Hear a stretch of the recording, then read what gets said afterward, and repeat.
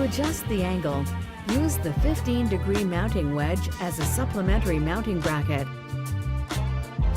Choose a location where you can see the desired field of view. If you are drilling the mounting holes for the first time, the recommended height is 4.2 feet or 1.2 meters above the ground.